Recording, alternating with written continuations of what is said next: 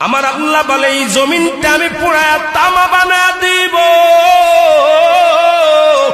এই জমিনের মধ্যে যত পানি আছে পানিগুলো আমি আল্লাহ পুরায়া ছাই বানা দিব। যেদিন কিচ্ছু বলতে কিচ্ছু থাকবে না, সেদিন থাকবে শুধু আমার আল্লাহ।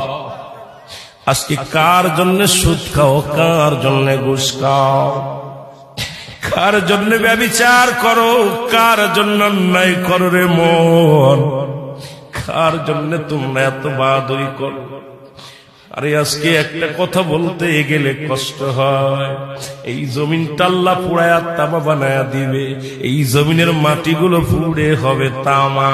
এই জমিনের যত পানি আছে পানিগুলো পুড়ে হবে ছাই। এই দুনিয়ার মধ্যে কিচ্ছু যেদিন থাকবে না, ওই তুরস্কের কত বাহাদুর, কত টাকাওয়ালা মিনিটের মধ্যে 30 সেকেন্ডের ভূমিকম্পে পথের ফকির হয়ে গেছে, রাস্তার ভিখারি হয়ে গেছে। আজকে তুমি দুনিয়ার মধ্যে কতই না মস্তানি করলা, এই দুনিয়ার কিচ্ছু নিয়ে যেতে পারবা না।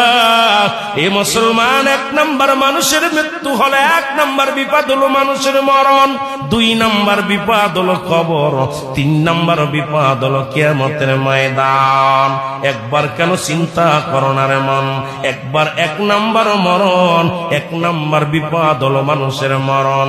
এই মরণের পেয়ালা পান করতে হবে, এর মধ্যে কোন সন্দেহ নাই। জোরে জোরে চিল্লায়া বলা যাবে না, ঠিক কিনা? আমার আল্লাহ বলে এই জমিনটা আমি পুরায়া তামা বানা দিব। এই জমিনের মধ্যে যত পানি আছে পানিগুলো আমি আল্লাহ পুরায়া ছাই বানা দিব।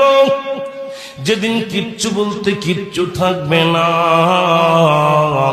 সেদিন থাকবে শুধু আমার আল্লাহ।